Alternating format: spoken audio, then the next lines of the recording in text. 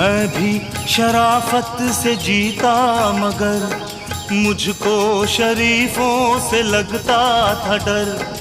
सबको पता था मैं कमजोर हूँ, मैं इसलिए आज कुछ और हूँ, कुछ और हूँ, कुछ और हूँ।